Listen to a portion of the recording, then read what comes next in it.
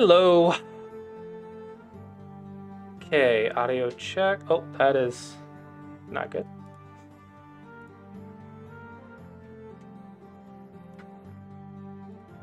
Okay. How about now? Audio check. 1, 2, 3. Seems like I'm a little quiet. No, I think it looks perfect. Maybe. I don't know. Tell me. Is my audio okay? Hopefully my audio is okay. Okay, who's this person? These are my tissue box. That is an ad. Ah, France. Ooh, I like his little setup here. The adventure was fun. Yep. Was it a lesson or a teaching game? Because you booked a teaching game. Nice.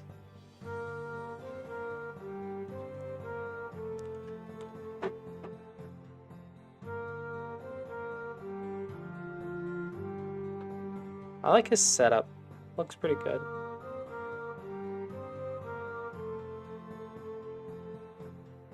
Go ahead and follow. Yeah.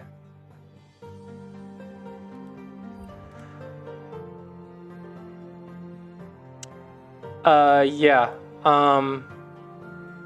So teaching games are usually like prizes or something. So if it's supposed to be a lesson, it's supposed to be booked under a lesson, and we can play a teaching game for a lesson, but it takes from your count. It'll be Discord. But I'm assuming since it was a teaching game that was booked that it was a prize or something. But yeah, the trip was quite nice. I played like 20 people. Thank you.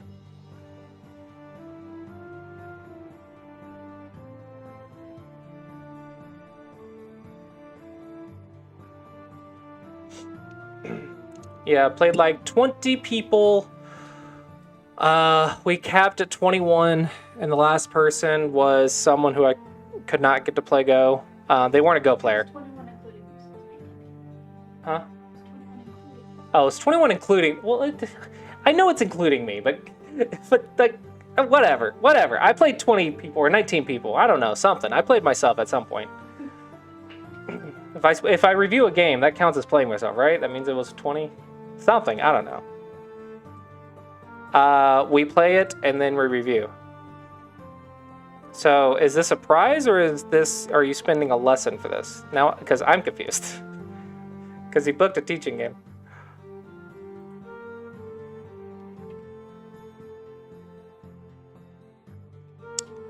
We spent 7 days basically doing nothing but Go and ping pong.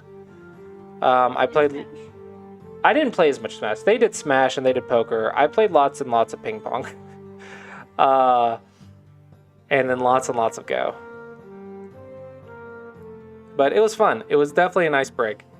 I pretty much did not think about work at all.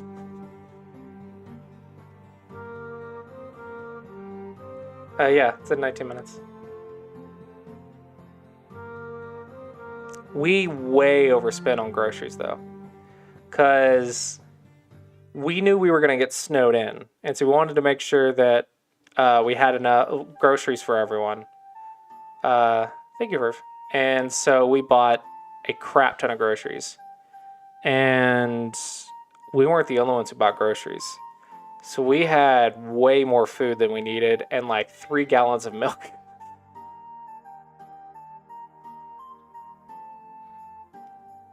We're going to be on voice over Discord. And then we will just mute the Discord voice. We'll be on call on Discord. And then we can mute during the play and then unmute for the review.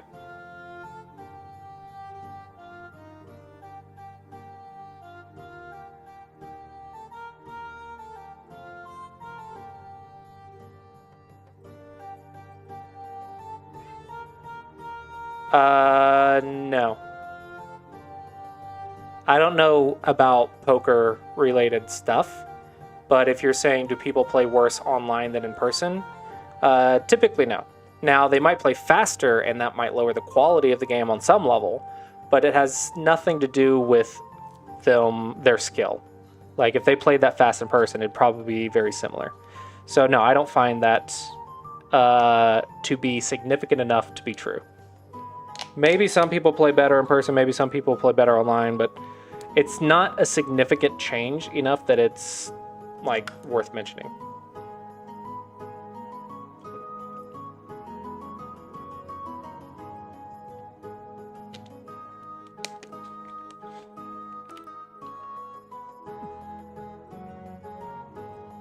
Yep. I remember I had this poker app many years ago with fake money, and I was using it to like learn how to play poker. And people would just go all in on the stupidest stuff. So I kind of get what you're saying. Okay, we can play anything again. But no, it'll be a private call. So where we send private messages on Discord.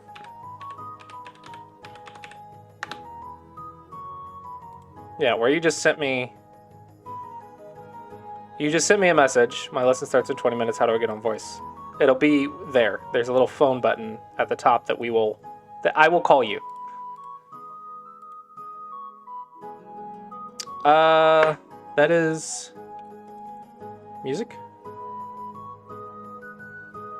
I don't know if you could see stream elements. That might be blocked. So I'll also send it on YouTube.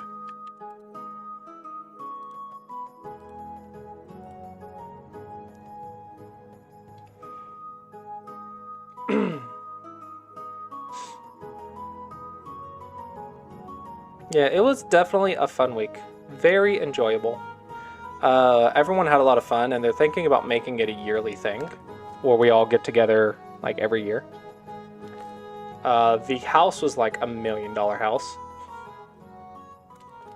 But it was an Airbnb that had to fit like 20 people, so it makes sense that it was about $1 million house. It was so big.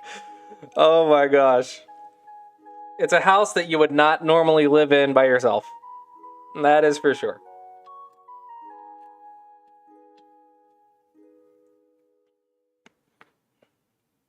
It is definitely a vacation property for lots of people.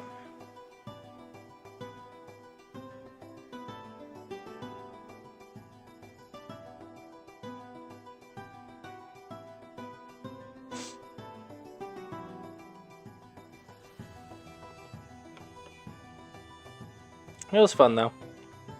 I think for several days we actually set up a different problem from InSong's Trouble Master. And so we went through like a Trouble Master problem every day for like several days in a row. Those are really good. The Trouble Master is really good. I highly recommend if you're like 5Q.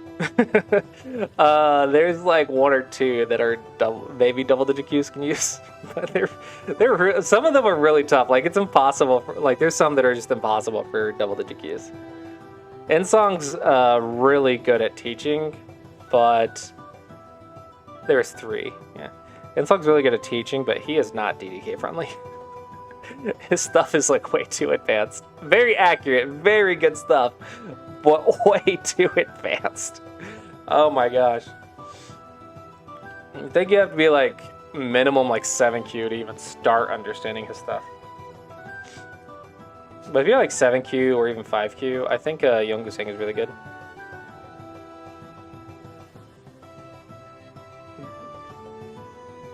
Like, yes, but also, how do I not use the glossy approach? The glossy approach is me. How I play is the glossy approach. I broke my thinking up into step-by-steps. So, like, the glossy approach is me. I am Clossius. The glossy approach is how I think. How do you stay motivated to keep improving and Go since it's such a challenging game? If you were thinking that, you need a break. So let me ask, how do you stay motivated when you're playing a video game? Go is a game, right? If you're stressing yourself out, then take a break. You shouldn't be stressed playing Go. Go, I've said this before, Go is just Dark Souls on a board. Yeah, Shy Ghost taught me. Shy Ghost was one of my teachers. I have combined lessons that I've learned from many of my teachers into my knowledge that I want to break into step by step. So yes, the Clossius approach is 3 questions, and I expand on those, but Shygos is the one who taught me the 3 questions. So it's still like how I think. Hello, Cthulhu. So in Dark Souls, you expect to die a lot, right? You don't just expect to win every fight magically from day one. You're like most of the game, you're dead because, you know, it's really hard to get through the game without dying. Do you play any sort of sports or anything? What do you do for fun? There's probably things you do.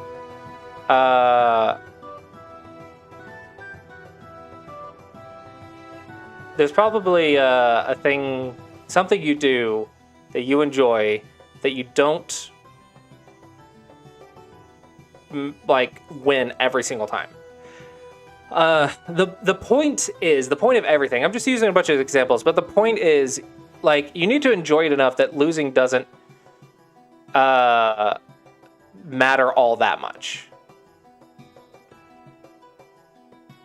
Baking. That one's interesting. I'm not a baker, so of course I wouldn't think of that, but that's cool. Go as a game. If you're not having fun, then you just take a break. It's a game. Yeah, I played almost as much, dude. Oh my gosh. Table tennis is so stressful. I lost like 90% of the games. You want to talk about losing. Oh my gosh, I lost 90% of the, maybe it was like 80%. Regardless, I lost way more than I won in ping pong. Oh my gosh. Yeah, but it was fun. It was fun learning how to hit it better, and it was fun just trying to understand how the strokes worked and yada yada yada. That's how you improve, is you enjoy the process. You enjoy, like, oh, now I know this thing, I want to try it. Can I add this thing onto that thing? What did I do wrong? I learned that, now I apply it now. And that whole process is supposed to be fun. Go as a game. It's not a job for most people. It's a game. It's supposed to be fun, right? If you're not having fun, then don't play it, right? Now, of course, I want you to play it. I want you to enjoy the game. I want you to enjoy the game. But, like, I also don't want you to make yourself miserable. Thank you for the follows. I want you to enjoy playing the game. Now, I've actually considered buying some psychology books to try to help teach people how to manipulate their brain, so that way they understand how to think of something as fun rather than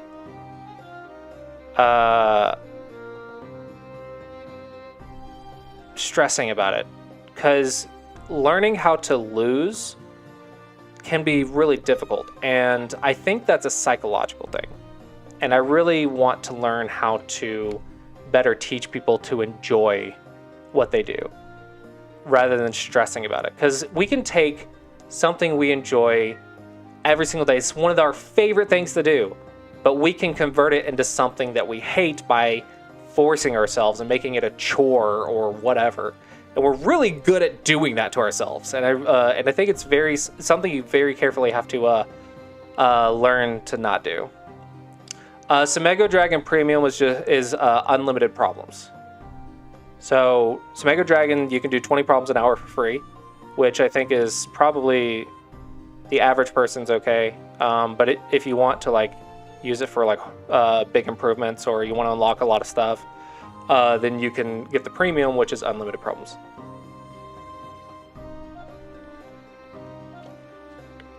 So you can do hundreds of problems an hour. That is the difference. Did I hopefully give you some positive feedback, Corinthian Silverblade? Did just, like, make you just tick you off and, like, okay, I'm gonna go play chess now.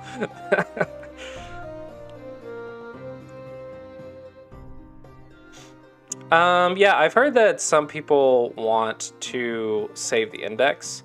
The idea wasn't really that you have to do them all in one sitting. It's just like, hey, just give me a random list, and then you just do whatever. also considered giving random lists like random 25 or random 50 instead of just random 100.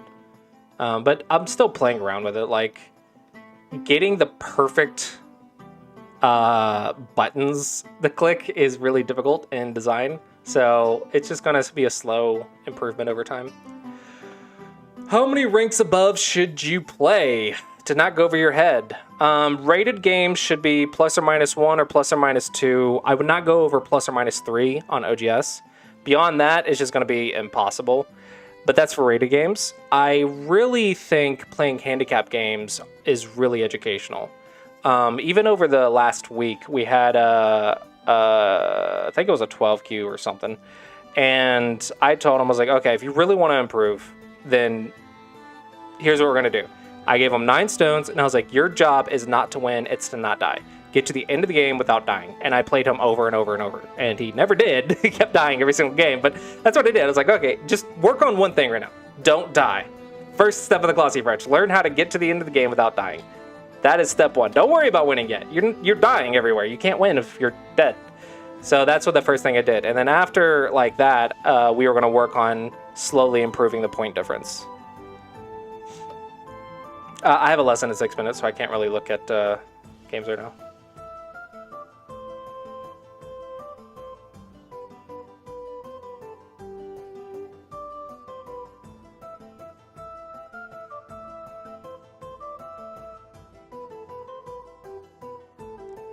You don't get daily reminders from Samego Dragon because I don't want to spam people. And what you should do on a regular basis, just solve problems that you want to solve. Like, you can, if you make a mistake in your game and you're like, oh, I missed the ladder, then go do some ladder problems. But the point isn't to, like, be super strict about what you should do with Samego Dragon. It's supposed to be something that you have enough fun doing that you want to do more.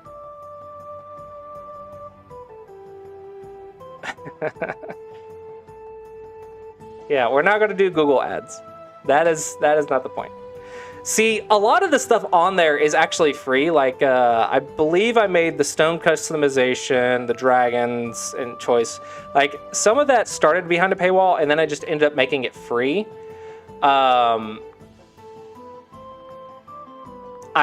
not doing premium Google ads. I will never do that. It's just not going to happen. I'm never doing that. But my goal with the app was to make it so enjoyable and so good that you would want to do more and you would want it bad enough to subscribe. Like, if my app is not enjoyable enough for someone to subscribe, then it's not a good enough app. Dude, I hate the freaking Google ads. Okay, more specifically, I read a lot of manga because I just don't have the time to watch anime. And oh my gosh, that's the thing that affects my search history more than any other aspect of my life, is reading manga and then the random freaking redirect ads or whatever. Holy crap. You want to talk about search history that Batsko keeps asking for. Should get on I think on my iPad is where I read manga the most. I have no idea what's in the search history on that thing. Oh my gosh, the amount of freaking ads that pop up. And you know what the targeted ads are for. You know what they're for. But I'm just in the middle of reading something. It doesn't matter what manga you are. You just get like 10 ads. I opened up one over the week because I was taking a break and sitting down for a bit because I was playing a lot of Go, but I needed like a mental break. What?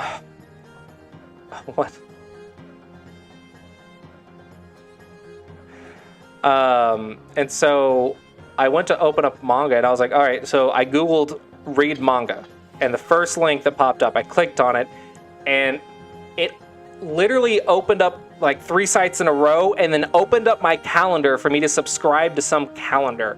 And I'm like, oh my gosh, these things are getting so advanced. They are opening up other apps for me now. So obviously I closed that one and went to the next manga site. I was like, dadgum, these freaking places.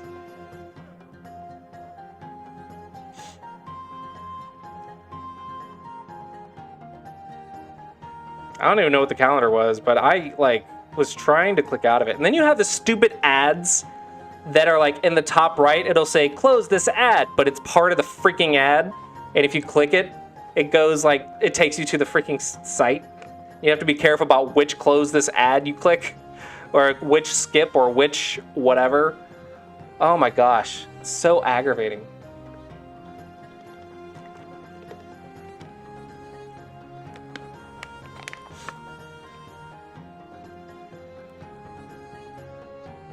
I just want to read my stolen manga for free without ads. To be fair, if manga cost what it costs in Japan, I would buy a crap ton of manga. Oh my gosh. They were like $1 a freaking volume in Japan. It was insane. I would have so many freaking books. It was ridiculous how cheap they were. In America, you have like a $10 plus for a volume, and an expensive, brand new, latest One Piece volume in Japan was like $3 or $4. Holy crap! I would have so many books that I would not have the room for. Put Kara's D&D books to shame, man. If they were $1 a volume, can you imagine? Bats, are you, like, making me intentionally click on ads right now? What the fudge? Okay, I have to get in the lesson. I am not signing in to my Google account. I don't know what you sent me, but screw that. I don't know what it is, but I gotta do a lesson.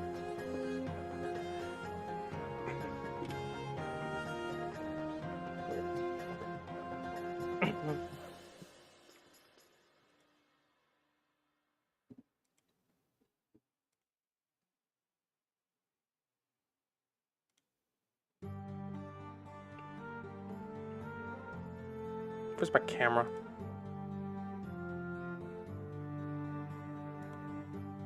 Yeah.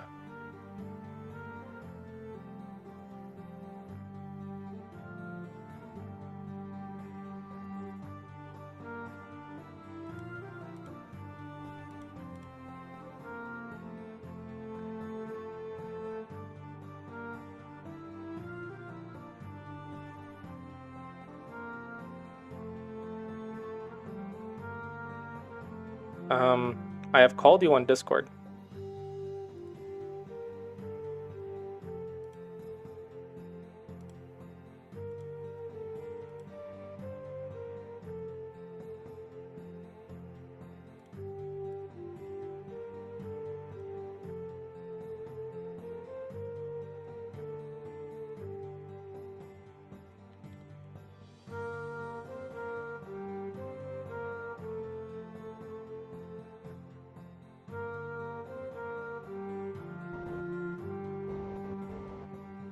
But there's no talking during the game. Do you hear me? Let's see. Wait, why is... Yeah. You hear me, right? What? How is it picking that up? Oh. Wait, hold on. I cannot hear you, so I think it's my mic settings. Hold on.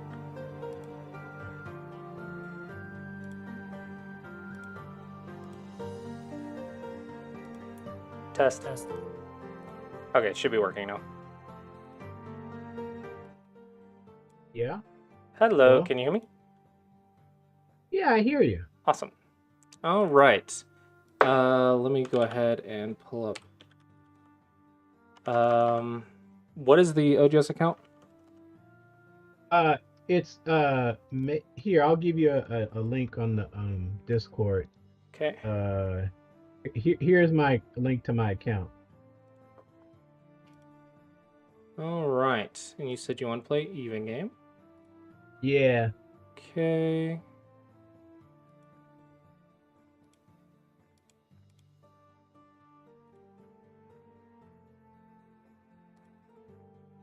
All right. There you go.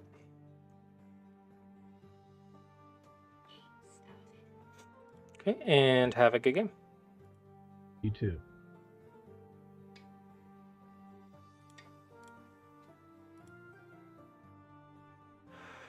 Okay, hopefully everyone can see everything okay.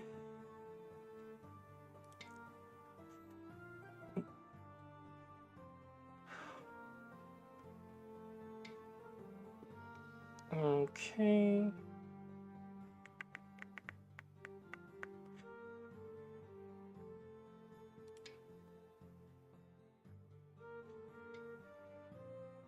And take the Shamari. 3-3s across 3-3 is interesting.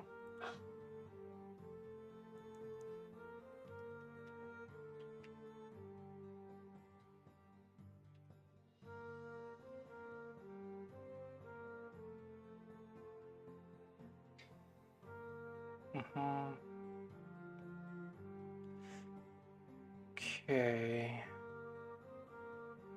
I can just do this, yeah. Yeah, let's not be complicated. Simple's usually best. Simple is usually best.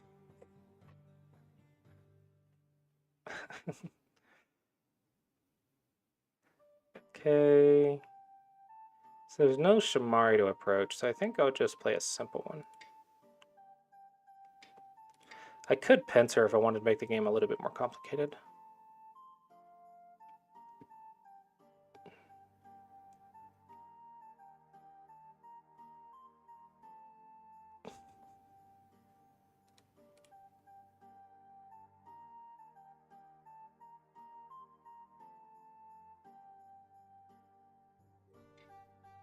Mm-hmm.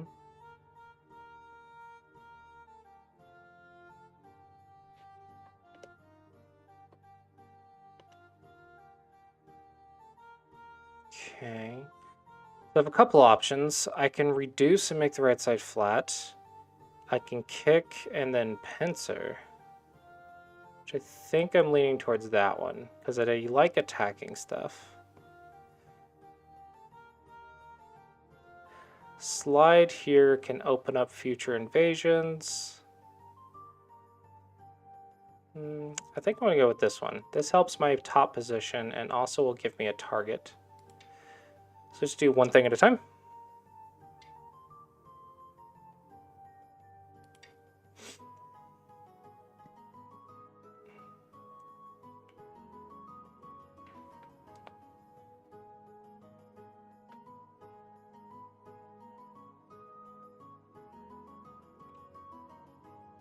Expanding on what we were saying earlier, Shygos taught me the 3 questions. Where am I weak, where's my opponent weak, and where's the big move? The Clossius approach was built upon that because I was trying to think of how do I decide how to answer those questions? Like, how do I know how to answer those questions? And can I explain that to a student? How do I explain how to answer these questions to a student? And that's where the flowchart came in. So Shy Ghost had the 3 questions, and I had to explain to my students how to answer them, or how I answer them. And then I make it a step-by-step that works up to the way I answer them. And that is what the Clossius approach is.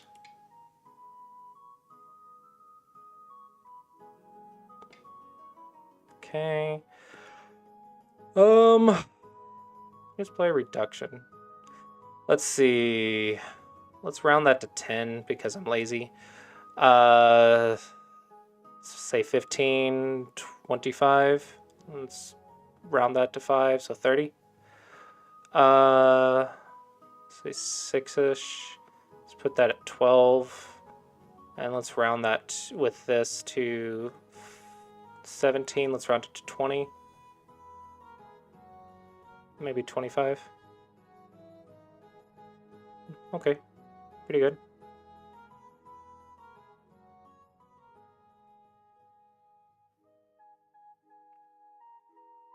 So I could run away with some territory. I can reduce. Looks like either of those options is okay. But since black can lean right here, I want to say I like reducing better. So let's go reduce.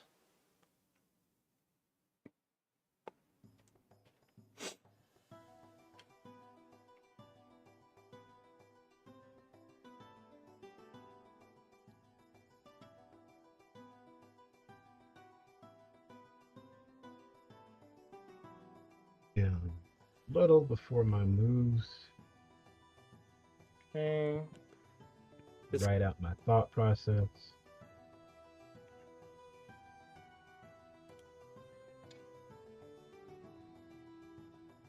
I'm just gonna keep pushing it flat.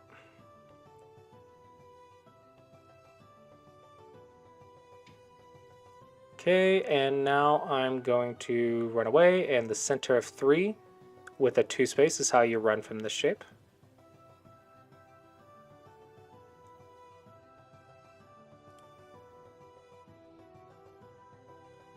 I could also push one more if I wanted to.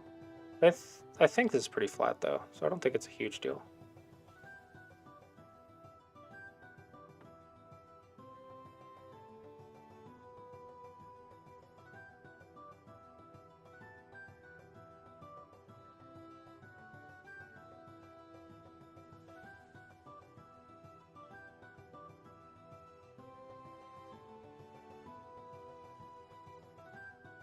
Simple game so far. At least I'm trying to keep it simple. You don't need complex to win. Unless you're bats. Then you complex and then maybe self-Atari, but you know, that's how you be 7'd on. So you learn how to blunder a giant dragon kill. I've seen those clips of your stream.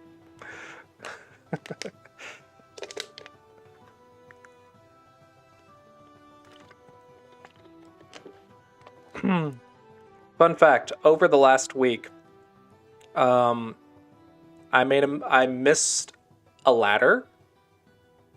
I played an empty triangle to kill myself. And I made a third blunder, but I forgot what it was. But yeah, you want to talk about missing simple stuff and killing yourself. It was pretty epically bad. I got some revenge matches, and I played some really cool moves as well. But those were kind of embarrassing. Okay, so if I go here, there, cross cut, there. I don't like it. And if we go there, and I go up, and then there, and I go up, and there's no freaking cut. So I guess I gotta defend, huh? Okay, defense first. Let's defend the Aji. This is a very nice way to do it, because it also threatens a knight's move to build the top. So this protects the cross-cut Aji.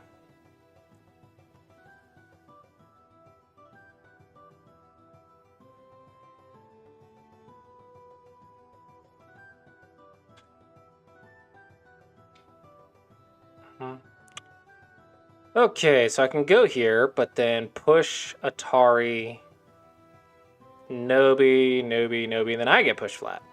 Also, my group's getting weak. So I'm actually going to play in the weak group, because I like proving this point. Not dying is a really great way to win the game at this level. You don't need to do anything crazy. Let's just make sure I'm alive. I could have also played a nice move here. That would also have been fine. It doesn't matter. Just put more stones on the weak group. Jump, run, I don't care. The next 2 places to go is going to be the top side and then the bottom. Probably some sort of split or reduction. Reduction feels nice.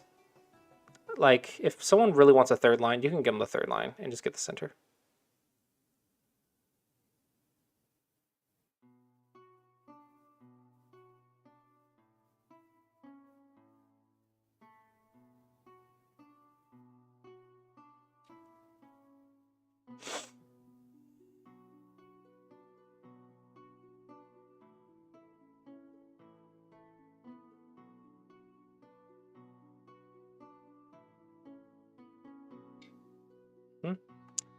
Okay, so now let's go ahead and get our top side. I wanted here, but now with these stones here, I don't think I can do it because this is too squeezable. So I think I'm going to go here. And I want 4th line because I'm developing. Push Atari there, Atari there, Atari. So okay, I am not cuttable if I play this knight's move.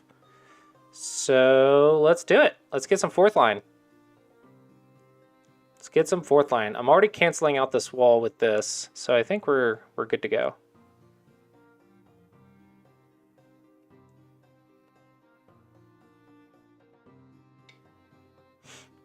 Okay, And we're just gonna no-B. Fourth line is fine. Don't get greedy. If you try to keep going high, you open up invasions. Fourth line is great. That is where the gold is. Don't get greedy.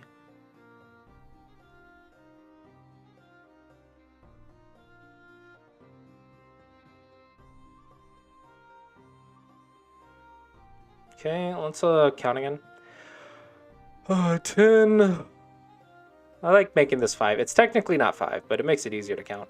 15, 25, 35, and I'm going to take away a couple points to make it 5, so 40. I gave points here, took away here. I could count exact, but I like easy numbers.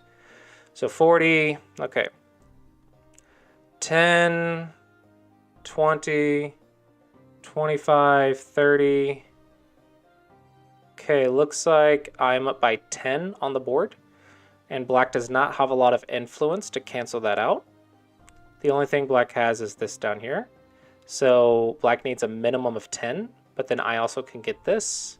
And technically I have Komi. Like normally I'm not supposed to have Komi, but when you're in an even game and in a rated game, you also want to take that into account.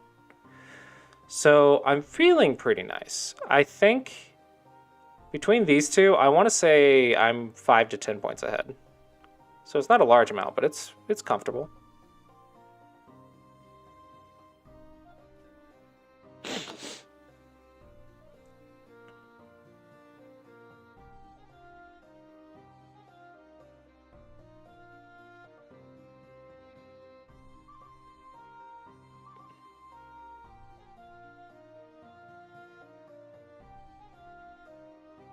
What would you guys do here? How would you tackle this board?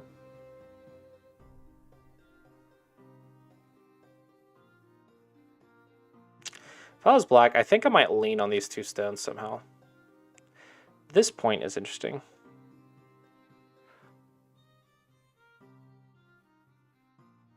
Yeah, I agree. The wall up here is canceled out if you don't attack this group. But you can't really attack this group very easily, so you want to attack it lightly from afar. I think I would love to unsettle by playing... actually, I have Analyze mode. Let's go to Analyze. I think I would love to unsettle right here and try to get some fourth line. And then after that, I could probably try to bully this group on some levels. So maybe a leaning attack might be good. Maybe here. And then white will have to try to reduce, or I can do something more direct since that was Sente. Maybe poke some eyes out and start surrounding. I think I would surround this way though. This is the last area to build. And so if I can get some stones over here, this is starting to look promising for cash. However, this is the plan, but this is not exactly how it's going to go, right? What you're doing is you're gauging an idea or a concept, and then you're going to try to find flaws with every single move in here because your opponent's not going to do what you want them to do. But that is an idea. That is a concept. So that is a plan that we could try. Okay. So I can't run left, so I'm just going to run down. The way to run down from one space jump is the dog's face. I think I'm also going to attempt the knight because it also looks into this area a little bit. But I don't like the peep in the knight, so I think I'm going to do one of these two. This one's safer because this one doesn't really have weakness, it just threatens something. So I'm going to play defense first. I could go like horse face, but I like solid. Solid is easy at this level. Like 7Q is like easy mode. Does the M13 M13. No, that would be bad. M13 is not good. So you have to think, you get the peeping stone, you make me stronger. No, it's still one more section left in the center before in-game. You make me stronger, but that stone needs to do something, right? Otherwise, it's a bad peep. So this stone, putting it right here, is just an extension from this wall, but there's no value. The wall's not a weak group, so it doesn't need defense. You're not supporting a future attack, and you're not making any points, so there's nothing there. I would rather the peep over here so I could start building a line of influence towards the open section. Okay, this one's not too bad. I like this move, but I'm pretty confident it's bad. Bumping your own head is bad, but I really hate leaving this Aji right here. I could play right here and sack the stone, but that feels expensive.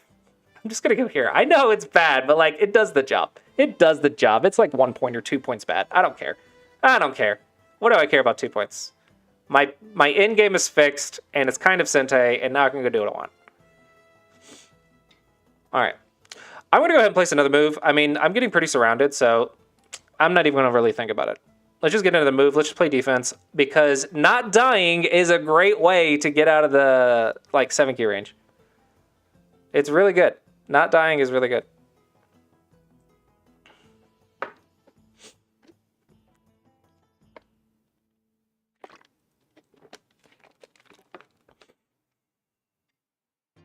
All right. Now we're going to use some Sente moves to gain strength. For example, I can go here.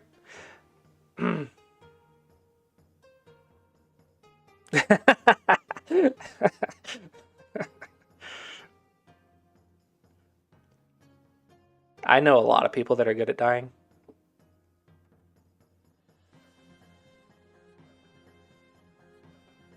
Hey, I technically killed myself with an empty triangle last week.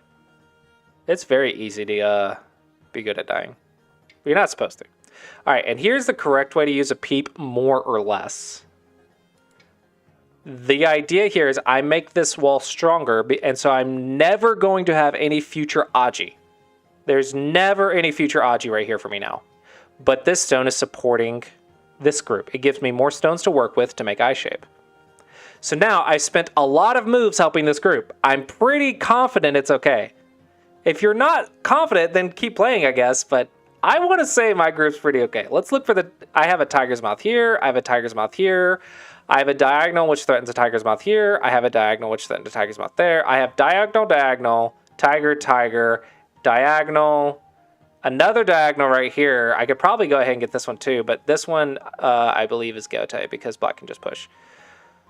So I have lots of freaking tiger's mouths. I want to say I'm good. Okay, so the only thing left to do is this bottom section, right? And if I invade, I might get double attacked. So I only want to keep one group. So let's just reduce. I think a reduction supports this 2 stones while also like making sure black doesn't get out of control.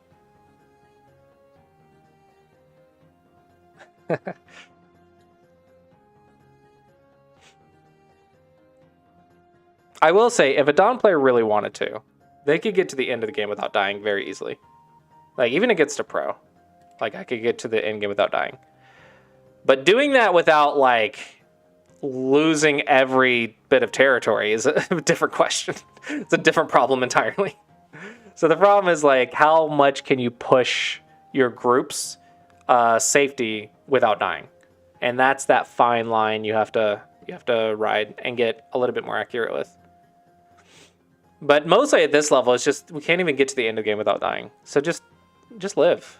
Take the extra move and just live. If you don't know how to get to the end of the game without dying, you don't need to worry about winning. Learn how to not lose before you learn how to win. It makes sense, trust me. Makes perfect sense. Okay. I still only have one eye, so I'm going to keep playing a little bit longer because I want to make sure my group's okay.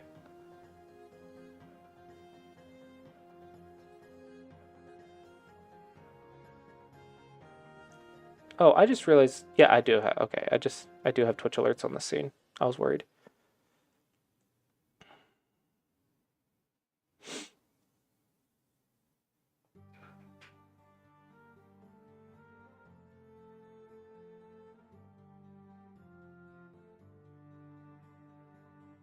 I need a lesson scene. Basically this one, but without ways for people to break the stream. Like with Twitch alerts. Turn off all the alerts on the lesson scene.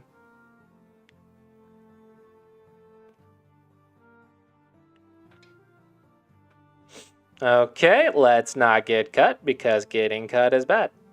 And peep there, push there, Atari there, block 2 liberties. I'm good.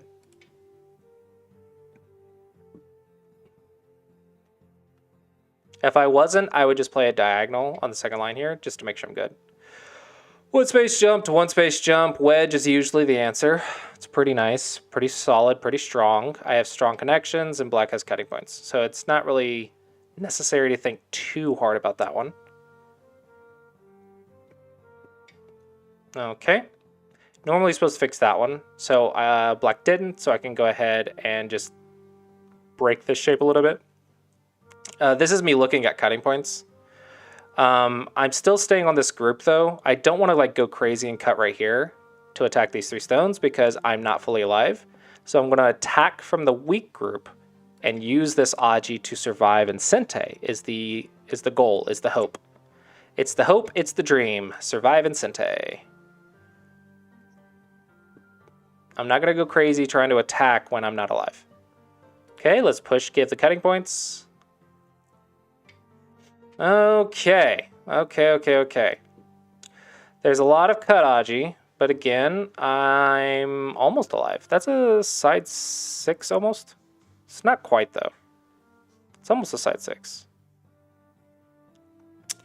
Let's get a bit more alive before I start considering cutting points though. I don't even have to cut, honestly. What's the score again? Let's see. 10, 20, 25, 35, 40, maybe 45. I could count more exact, but I'm lazy. You should do what I say, not what I do. 10, 20, 25, 35, 40, maybe 45. So it's pretty close.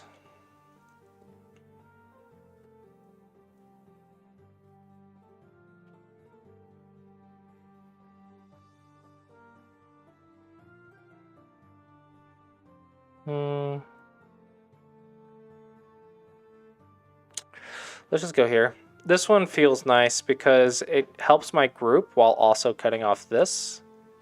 So it kind of gets me a little bit more Aji to work with to survive. And also prevents a few points here. I want to say this one feels nice. I would shoulder hit, but these stones are killing any influence. So I don't think I can get any influence. I really want to cut, but I don't think it's screw it. I'm not going to worry about it. My group's technically fine. I could just cut, but I don't know how obvious that is.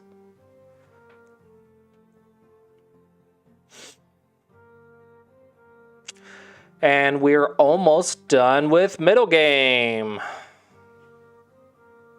Getting close, getting close. Just want to make sure everything's okay. Okay, this one's an easy table. Bamboo at minimum. Do not make the empty triangle.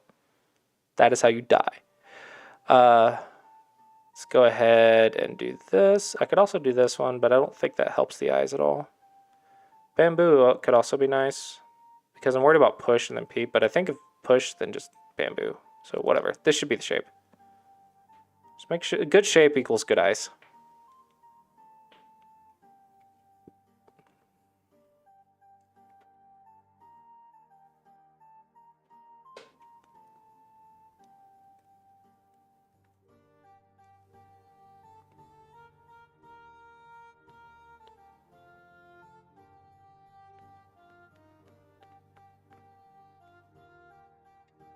Okay.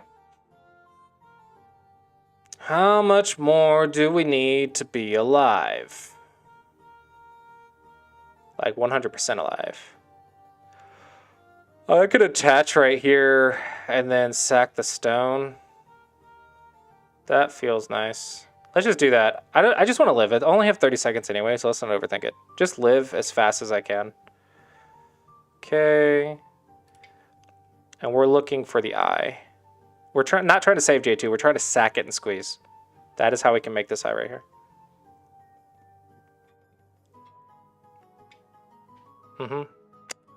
Looks like black's not going to let me have the eye easily.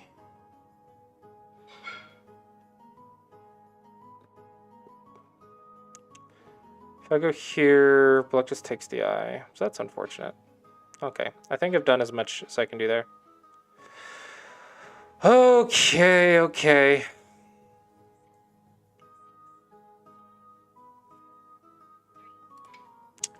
Let's do this. If I can run up, I can start using this cutting point, or I can start threatening this cutting point. So I'm going to use the Aji of this cutting point to try to survive in Sentai.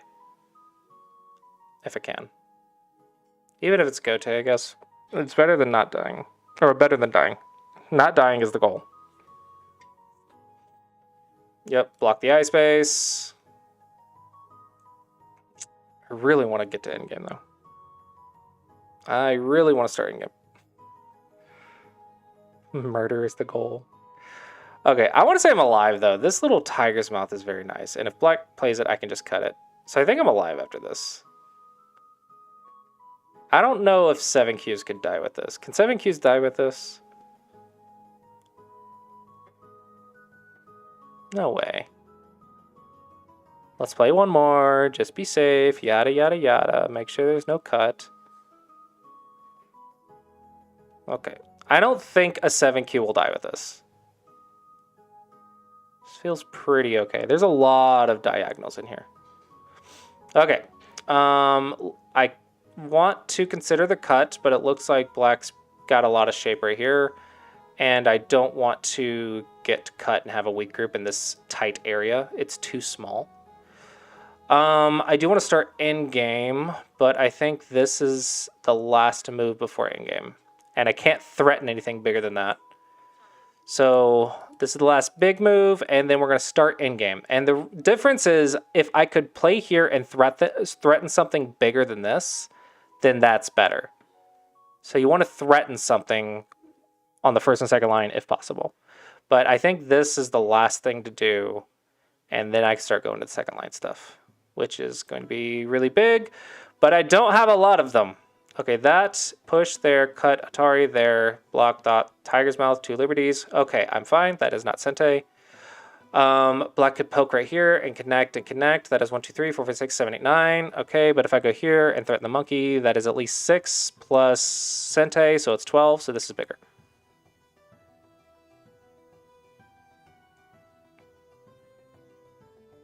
And if you want to get that fast, then just do it a lot of times.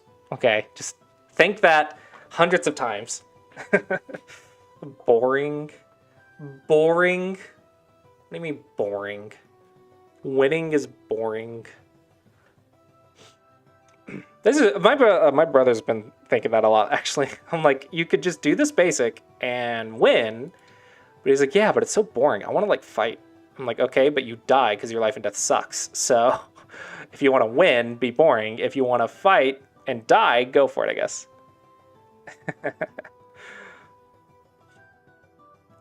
There are ways to be an aggressive player. Clossius approach is not exactly how to be an aggressive player. But there are ways you can do it. It is a lot more life and death intensive, though. So if you're not doing like thousands of go problems, you're not going to be able to do the fighting style. And 99% of the people that I see are not doing nearly enough go problems and not playing nearly enough games to do the fighting style. So we're going to go with textbook approach to winning.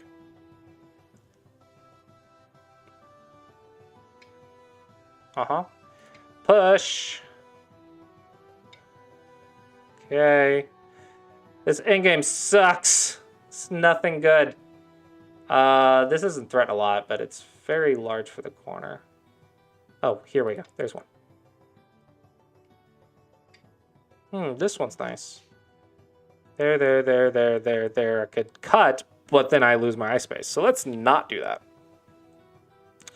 I can go here and then push here, though.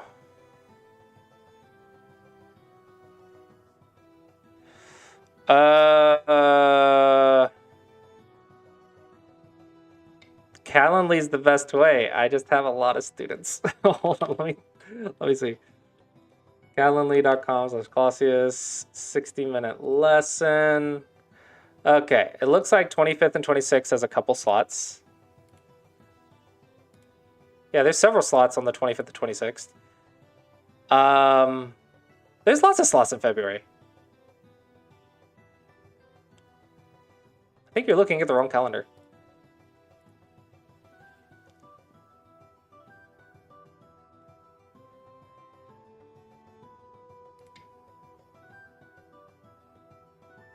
No, you're not crazy. You're not crazy. I had another student asking me, and I might have been yesterday. I think it was in the last couple days. And so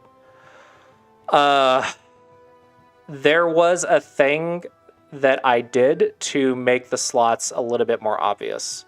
So you're not crazy.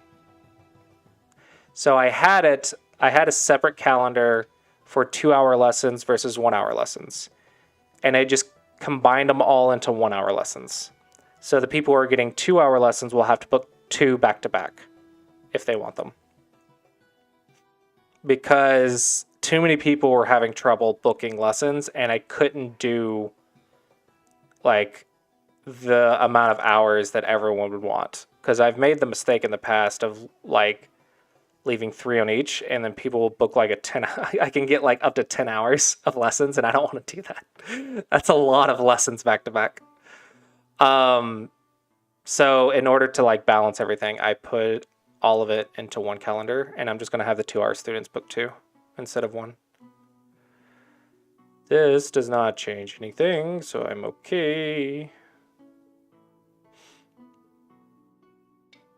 Okay. Okay, what is left? This one's kind of big. I'm a little concerned about the ice base here, so if I'm concerned, let's just fix it. I don't care. Don't even think. Defense first.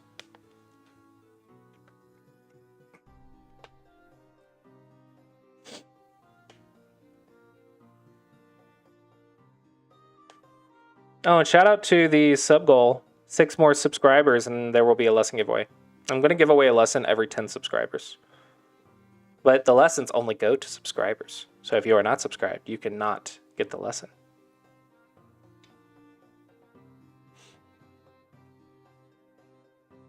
That's good. That did work. But I was a little concerned, so it doesn't matter. Defense first. It doesn't matter. This is getting big, but I think this one's bigger. A Tsuji? What? What? Are you talking about this? Is that a Tsuji? Is a cutting point a Tsuji? I feel like it's not a Tsuji, but maybe I'm just like, I don't know. To me, it's too simple to be a Tsuji. To me, it's just the cutting point. It doesn't feel like a Tsuji. Hey, that is Gote.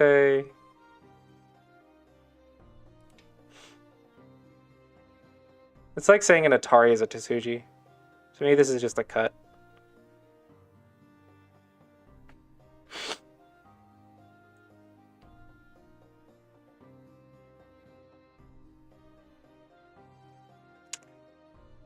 Okay, there's a monk jump. Let's fix that.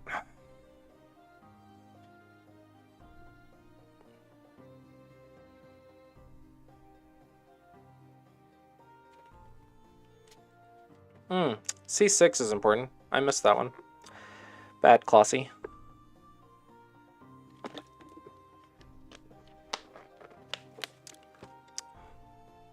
Ooh, chicken move.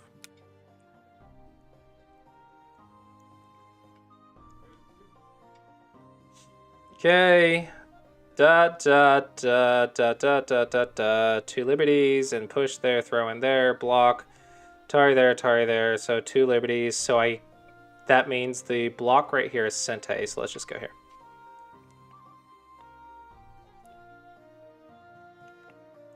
If you want to get that fast at reading these simple things in 30 seconds, you do hundreds and hundreds of easy problems. So that was a second line cut and a third line cut combined with throw into Tsuji. So it's like 3 tactics, but it's very, very, very simple tactics. But you have to do them hundreds and hundreds and hundreds of times in order to get like really fast at them. That is Gote. I think here would be nice for points. Here, I like pushing things. Let's push things. That's what I want to do. This one's Sente first, though. Ah, but if I do that, they can do that, and I can do that. If I do that, that, though, and then... whatever. Just get some points. I don't care. Whatever. Whatever. Don't overthink it. Don't overthink it. Don't lose a period for something simple.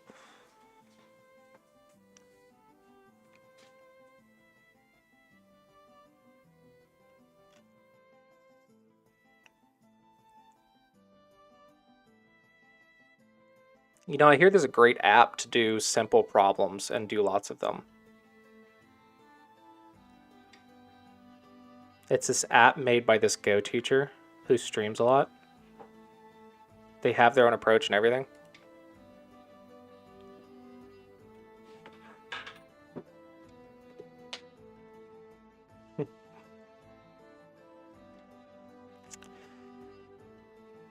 Okay. Can push some points here. Let's push some points here. Can gain a few points here. So here I'm threatening, let's say 5-ish. Here I'm threatening another 5-ish. Here I'm gaining like 5-ish. Maybe more. Let's just go here then. Points are nice. I like points. It looks like everything's about equal though.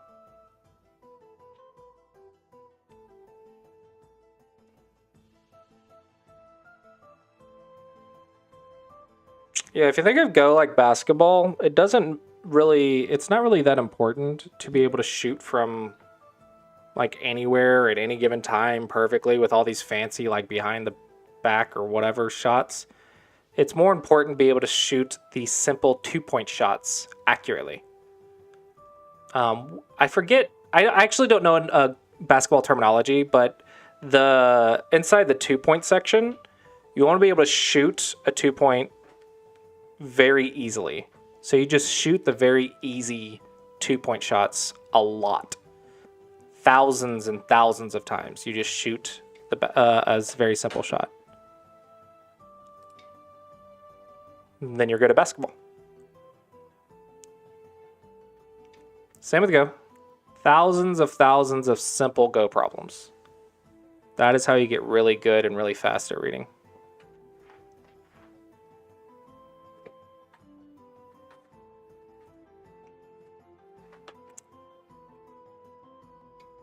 Free throw line.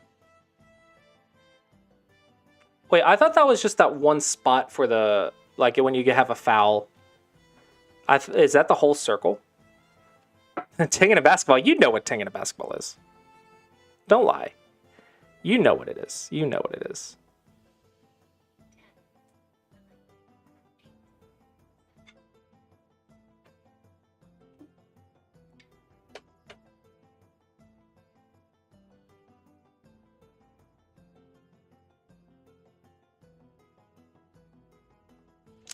You know what doesn't help you improve in Go? No matter how much you do it, it will never help your game. Not playing the game. I have to say this so much, and people just don't listen to me. You have to play the game to improve at the game. I'm sorry, it's just a requirement.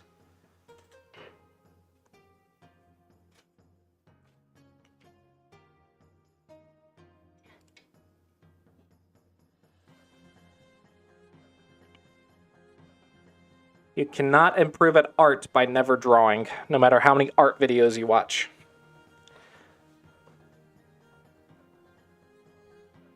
It doesn't matter. I don't care. If you are not playing the game in your sleep, you are not... Watching videos in your sleep doesn't count. You have, even in your sleep, you have to play the game. Dream about playing people.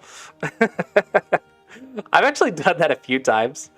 I've dreamed about playing games.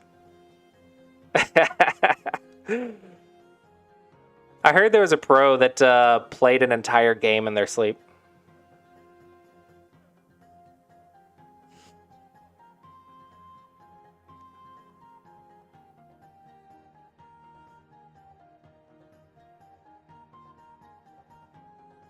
Nice. I don't really do that much anymore. I will say I've dreamed about coding Samego Dragon a few times recently. Oh my gosh, Cthulhu, that sounds awful. Dreaming about the Byo-Yomi lady yelling at you. That's not a dream, that is a nightmare.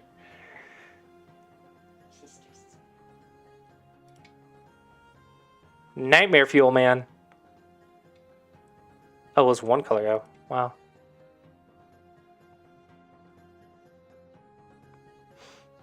Yeah, but you got to realize, guys, that all helps your game, but all that does is improve your judgment and it improves your creativity. It does not give you experience. Nothing can replace experience, no matter how much videos you watch, no matter what. There is no way to improve experience without playing. You have to play the game to get experience.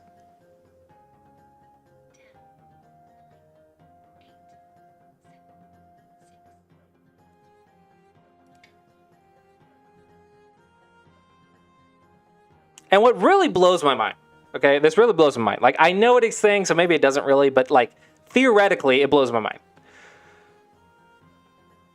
Everyone trying to improve at this game wants to improve at this game that they love playing, but they don't play it because they're trying to improve at it. But the whole point is to play the game that you like playing, and you're trying to play the game better. But then you're not playing it. So it's like trying to freaking sell your car for gas money. It doesn't, like, there's no point. If you're not playing the game, then why are you even wasting your time studying? Like, what for? Playing the game is like the whole point. It's why you do it. It's why you enjoy this freaking thing that we're all addicted to. If you are not playing the game, why are you wasting your time looking at the game? You have to enjoy the playing. It's like watching someone else play a video game and never playing it yourself. In theory, it's not good. In theory, my point makes sense.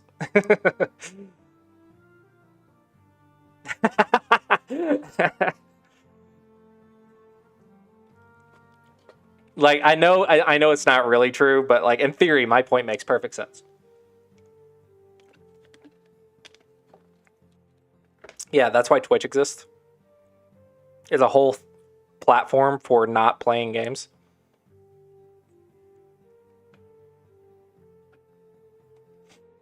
What you're enjoying is improving at a competitive sport. In other words, you're enjoying the improvement process and enjoying trying out new ideas.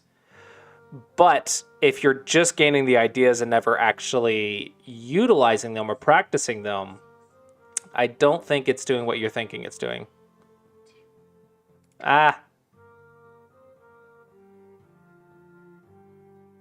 Yeah, ladder anxiety is the killer of games.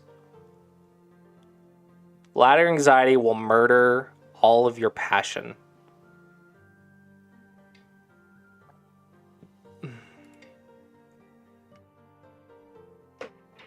Yeah. There's a lot of interesting psychology that can go into ladder anxiety. I need to learn more about psychology.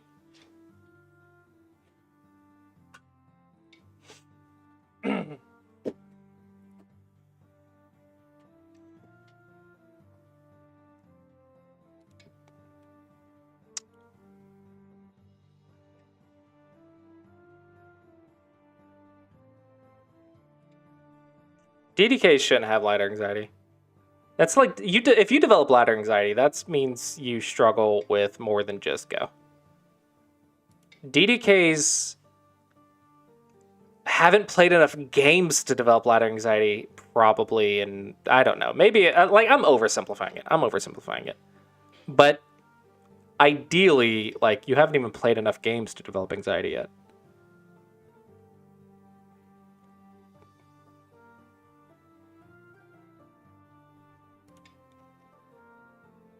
Ah, okay. Yeah, I love how that proverb became 50. It used to be 100. Lose your first 100 games as fast as you can. But people are like, no, 100's too much. We got to make it 50. I need to make it easier on myself. 100's a lot. I don't want to do that. 2, 2, 2, do, do, do, do, do, do, do. Ooh, here's nice. 1,000 would be great. That actually takes quite a while, though.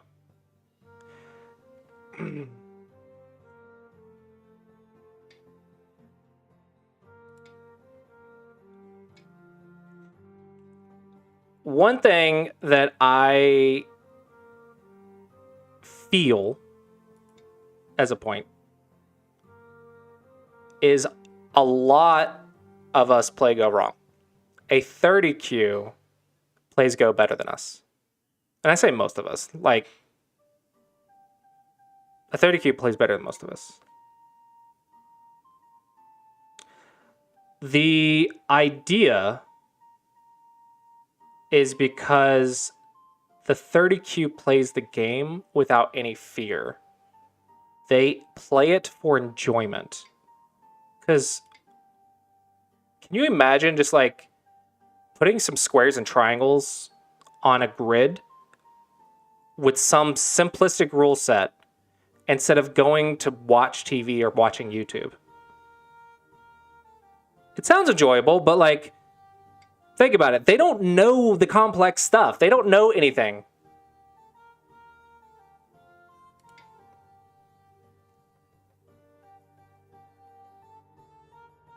Yeah, children don't care.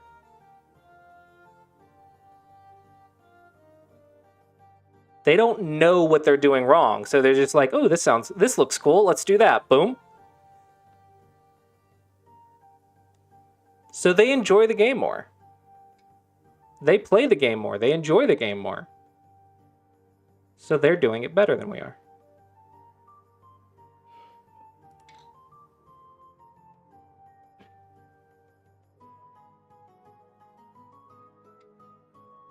I haven't seen his streams in a minute. I don't really watch Go streams that much anymore. A lot of my time is just spent coding.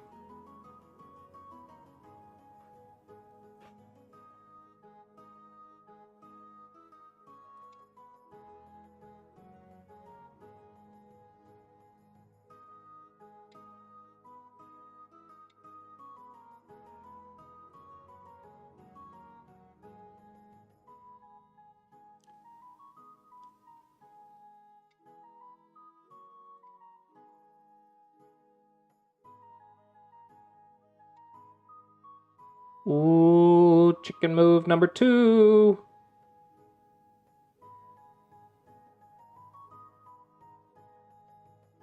Ooh, this Han is very nice because I'll have a Tsuji at the end.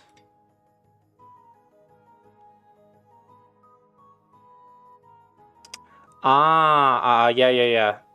You are correct. That is anxiety. And ironically, that is a very stupid anxiety. Because, hear me out. All of your moves are going to be wrong, so why are you worried about them being wrong? Like, if you put a DDK in an AI and put it at 9 Don Pro, like what? They're going to have 2 moves that are correct at best. Maybe 2 to 4 moves that are actually correct, and that's just the first 4 moves of the game. I mean, think about it. Like, why should you fear the inevitable? It's so inevitable that it's like breathing. Why are you afraid of breathing?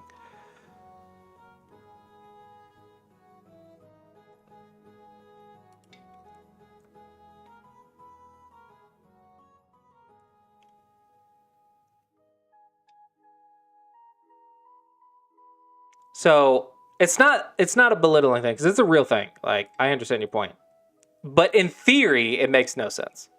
Theoretically, every single one of your moves are bad. So why do you care? Yeah, the point isn't that to play good moves. The point is to play better moves than your opponent, and then you level up, and then you play better moves than that opponent, and then you level up, and then you play better moves than that opponent. And if the opponent plays better moves than you figure out what move did they play better than you. What strategy did they play better than you? You figure it out, you improve it, and then you try again. And then try to be better than the next guy. You are playing the opponent. You're not playing your teacher. You're not playing the AI. A bad move is not bad if you can't punish it. Nothing is bad in Go. Okay. says white by 38.5, so I don't think there's any point in playing anymore. Okay. Guess I can just resign.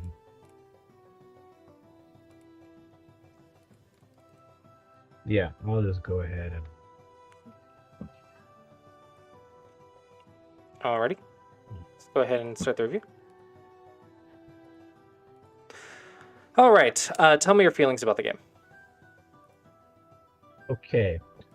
Well, I have a Malkovich where I kind of went through my thinking. Oh, we can look at that too. Yeah. Let me share my Okay. screen. Maybe I'll get back.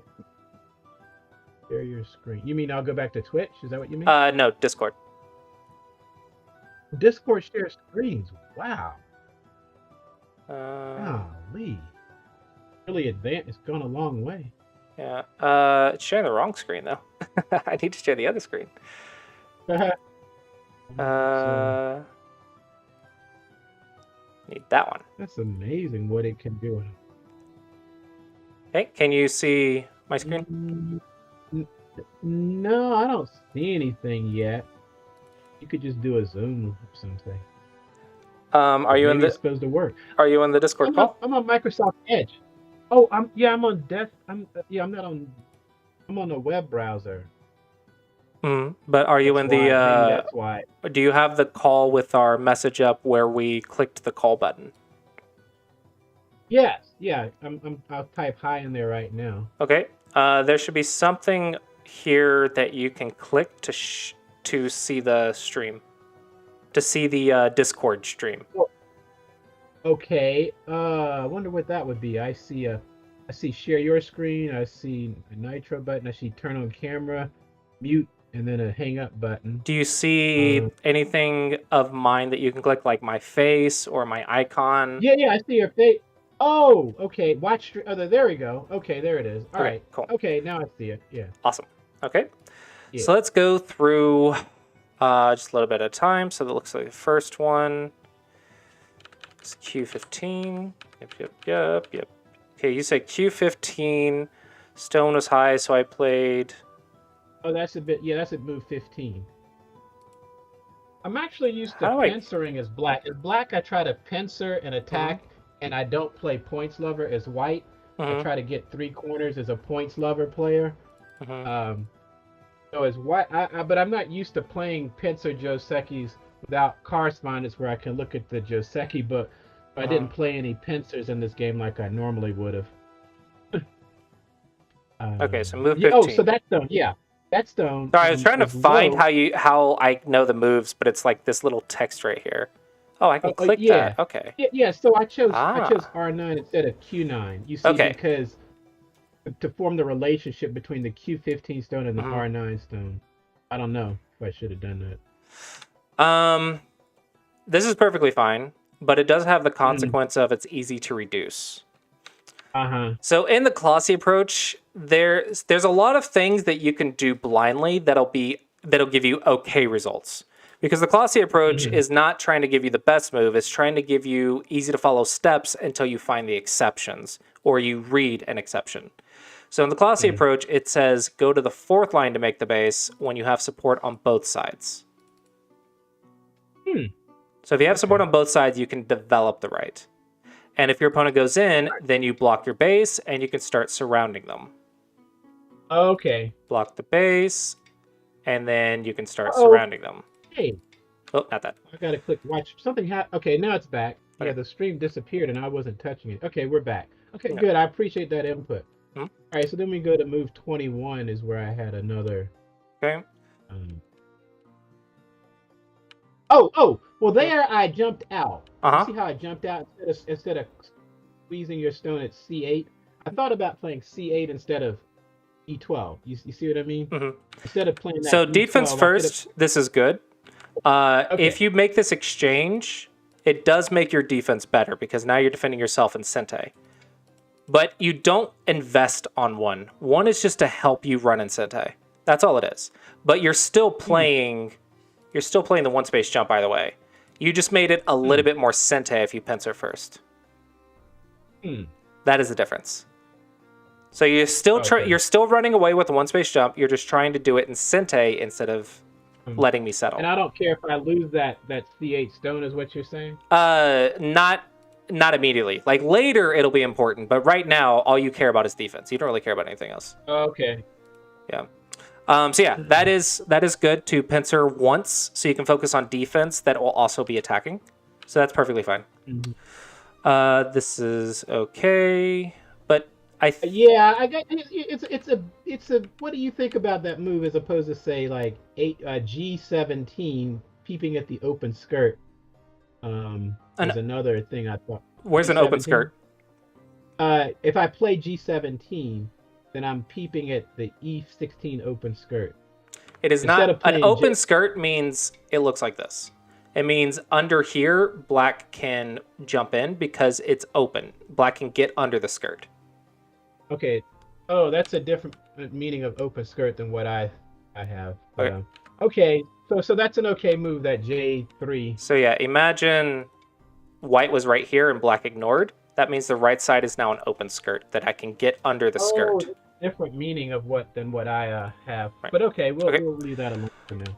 Okay. So right here, I think there's a few options. There's usually more than one right answer. So I think leaning on A, maybe looking like this. Ooh. And then jump. I like this idea. It builds a framework. Yeah. Jumping at B is okay. It's just a little more direct. Shoulder hit at C is also building the right side. And also you could play D and then C or something, D or then E, whatever. Yeah. The idea is you're just building. These are all building the right. The bottom, you can make a base. You can make an extension. The top, you could approach. You could kick and then pincer. So you could kick right here and then go in. That way your invasion is also attacking. Oh, so it makes your invasion a little bit more Sente. So at single digit Q, you're learning how to do things in Sente. You're doing the exact same thing as double digit Q. You want to play on the top, play on the top. But if you make this exchange first, now when you play on the top, it's Sente. And on the left, if you made that exchange first, then when you 1-point jump, it's Sente. So you're just making exchanges to make the big move Sente. That's it. Right? So you're still playing the double digit Q moves, you're just making an exchange first and then doing it in Sente. A lot of single digit Q is just that concept. But your moves have to be Sente. Like if you played like right here, I'm gonna go like defend it, right? Now you've lost your invasion. So it has to be Sente. Yeah. It has to be Sente, and you still have to get the big move. If you do something and I get the big move, then it was a bad plan. Okay, this one is too small. The purpose of this is to take away the kick while setting up an invasion point, like here or whatever. Like I'm setting... Oh, hold on. Let me get this done back on the board. I'm setting up a future invasion here. So I'm defending myself while setting up an invasion. Right? So I could defend myself this way or whatever, but I chose this one because it sets up an invasion. The idea is I'm taking away that kick. Okay. And now I was making a plan. This one was nice because it helps this cutting point while also developing the top because it's fourth line. But I also saw your position, and I thought yours was a little bit bigger, so I chose a reduction instead. Okay, I think we passed your 21. Okay. This one's possible, I guess. Well, that's why I was saying I chose J3, so that if there were any issues, I could probably just go here then. If you're gonna do that, then do it this way, and now it's in Sente. Try to do things in Sente. J3. Oh, that's what you did. Yeah. Okay. Yeah. Next one's at move 30. This was really flat for black. Making points in Gote is usually not good. I care more about control, honestly. So I would probably play something like this. And then lean so I can cap. So lean on the top so I can cap, and 5 and 7 is helping me attack the group.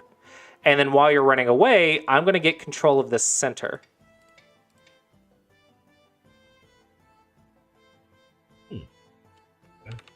So simplifying it, you want to try to surround the reduction stone if you can. And then once they've defended themselves and you've gotten your local exchange, you want to look at this cap. Because this is how you cap a one-space jump, is you play the dog space. So you can cap the weak group. Now, obviously, your opponent is probably going to run to their friends. So if you want to attack more powerfully, you can make a Sente exchange first. And then cap, and now they can't run that way. That is called a leaning attack. You lean on something so you can support the attack. But I think just getting a flat piece of territory like this is not good unless you're very far ahead. Oh. Yeah. So here you played here, but I don't really care anymore.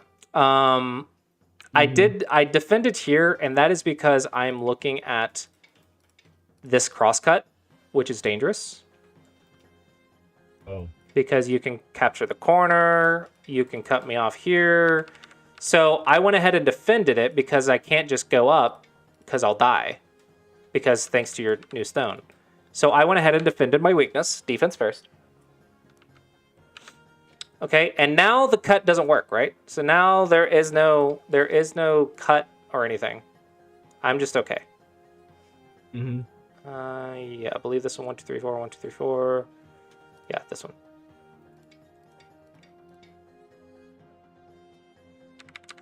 Okay, so I'm defended. So I went back to my weak group and I said, I don't want to be attacked.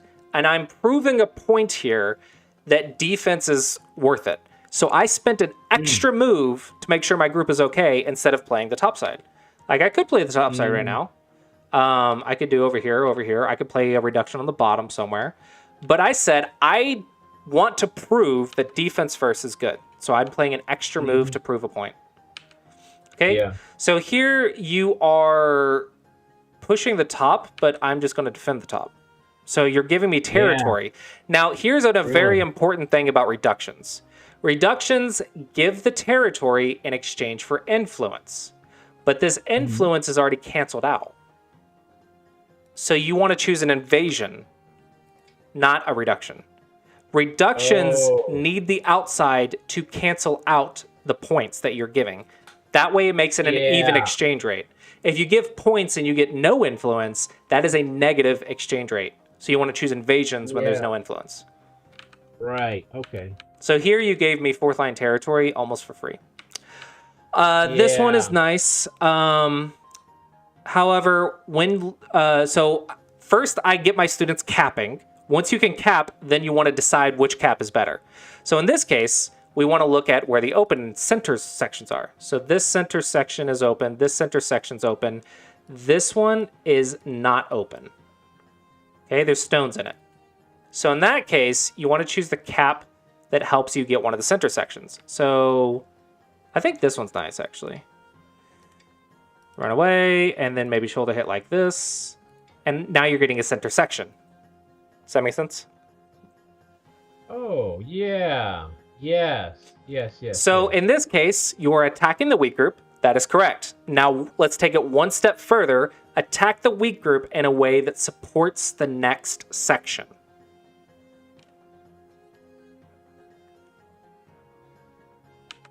Yeah, and that's why you mentioned open sections is This is okay. You made a base, but it feels very odd timing. It's more to the running direction of that group when you played. That was why, but it's it's way. Then you want a leaning attack. Yeah. It needs to be touching or shoulder hit. A leaning attack has to be Sente. If it's not Sente, then it's not really leaning. So this one's Sente, and then you could do that. Maybe something like that. But the lean has to be Sente. If it's Gote and I can just ignore it, then I don't care. So I got to play over here first. Okay. And here I'm just extra stones for defense. Okay, so this one is important too. Peeps are bad unless they do something. So helping your opponent connect is really bad because it helps your opponent. However, if you fix their stuff in exchange for something, then it's good. So in this case, my exchange is I'm killing all the future Aji that you have. You are super strong now, but in exchange, I have another stone to help my life. So now I can Tanuki. The point is to give me more like diagonals and tiger's mouths and diagonals to make sure that I'm 100% alive. And now I can go Tanuki in Sente. So I live in Sente. That is the purpose of Ajikeshi. That is the purpose of forcing your opponent to fix things. Okay. Here I chose a reduction. This is because I felt that an invasion here or here might get me double attacked. Because a 2 space is good for life, but it doesn't mean it's got 2 eyes. So you have to take into account, I don't want to invade next to a 2 space because I might get double attacked. So I chose a reduction instead. That is how I dealt with the bottom. Okay. Just doing extra defense moves. You reduced, perfectly fine. 1 space jump, I wedge. Here you connected the wrong one. You're supposed to connect this one and give up the stone to squeeze. And then you can go up here now, I believe. I thought about that, but I wasn't able to read out all the things that might happen to me. Yeah. Typically, you don't care about that 1 stone because the squeeze is worth it. So in this case, you actually had a lot of cutting points.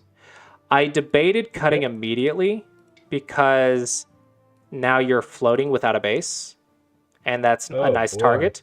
However, that could be attacking with a weak group.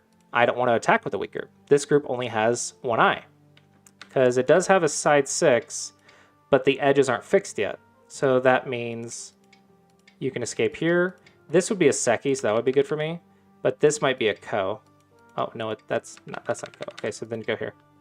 Yeah, and then if you fix to try to make a side 6, I'm going to reduce, and it's a bulky 5. So it's 1 eye.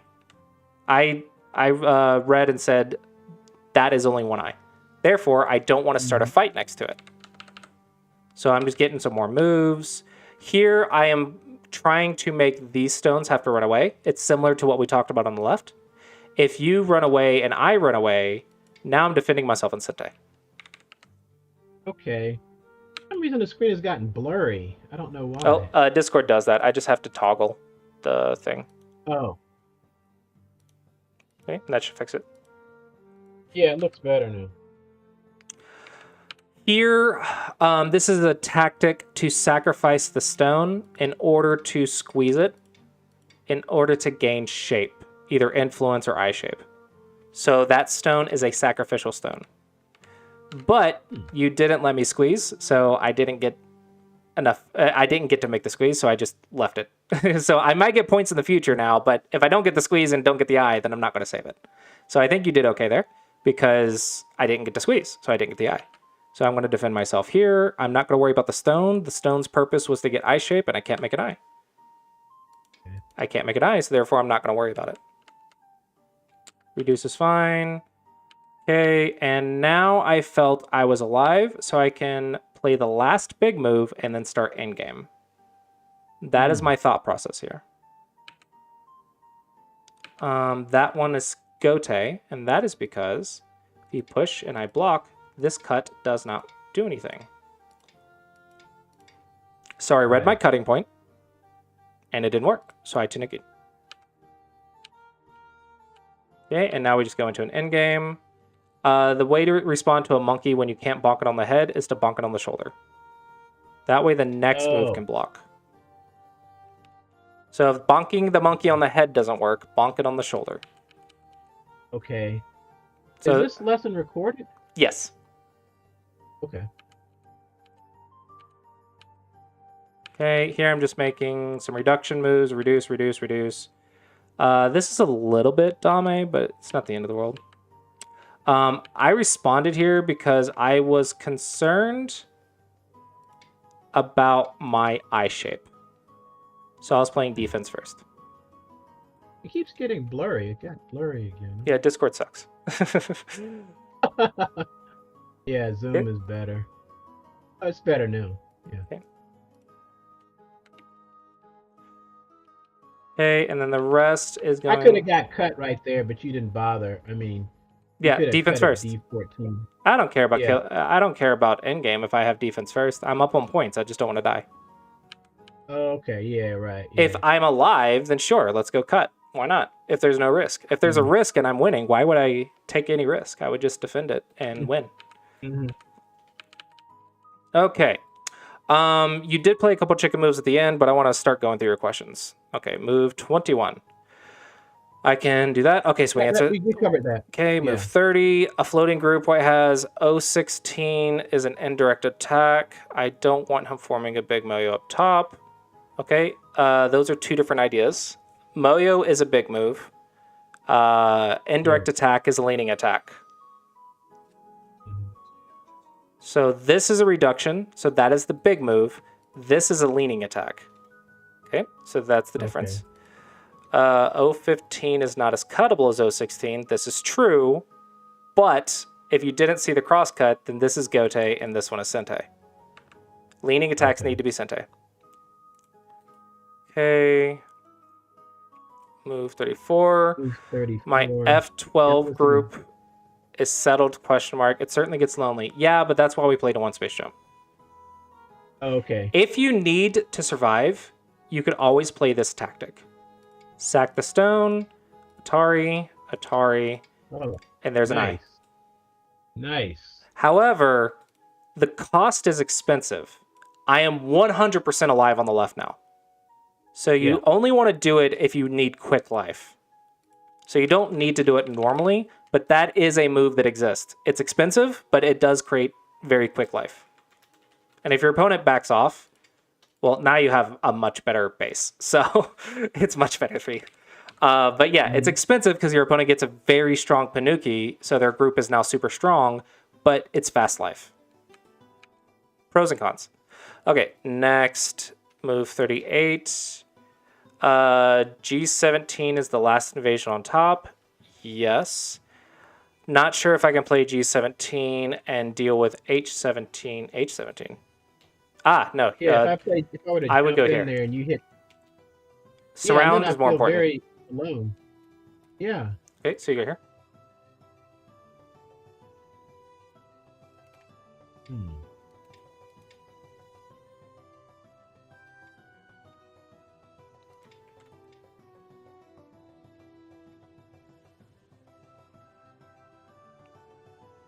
Oh. Okay. So look at the wedges. This will require you to get some practice, and maybe you can play out some variations on a board or something. But when you have 1-2 like this, you want to look at the wedges, and then there's several variations to learn in there. So it's going to take practice and review, practice and review. Right. But this is how you can do this invasion. Another option is to play here.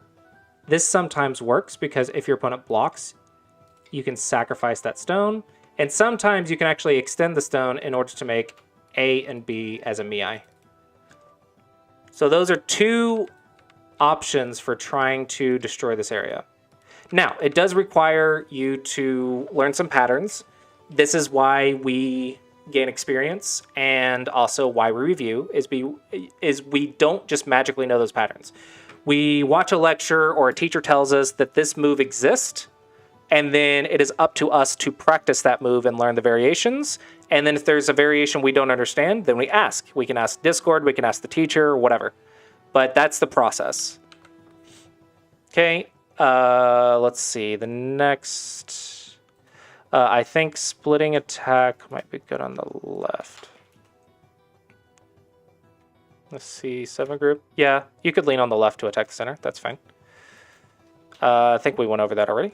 So move 73. I wanted to play H5, but feared the cut.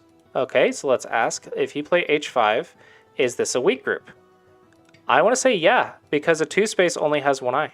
So yeah, you don't want to attack with that. If you wanted to do that, play a diagonal, because the diagonal's connected.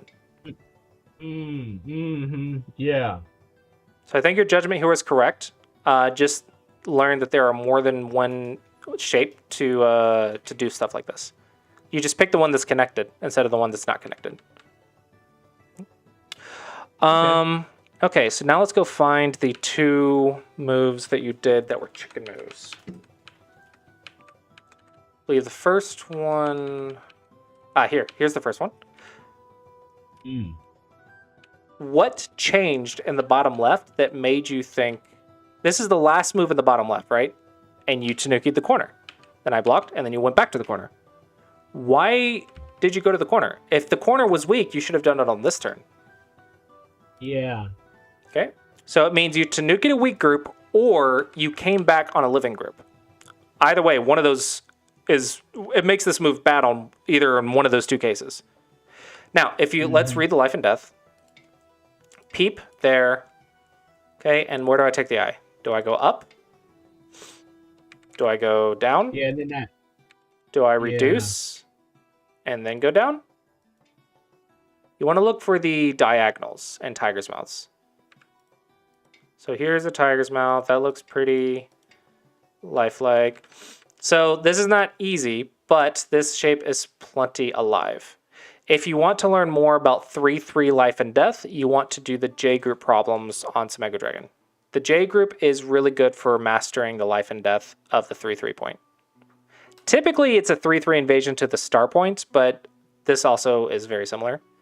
This one is much larger than the J group, so we can just know it's alive.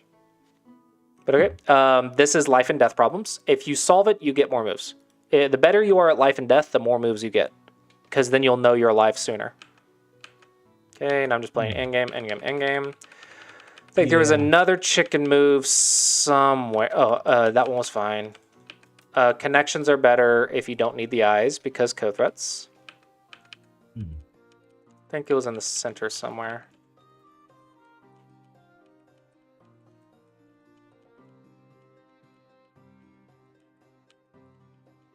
Yeah, here. What has changed that made this cut work?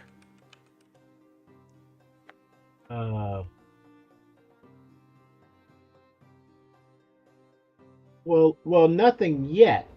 Nothing yet. Then why'd you fix it? Don't fix it if it doesn't work.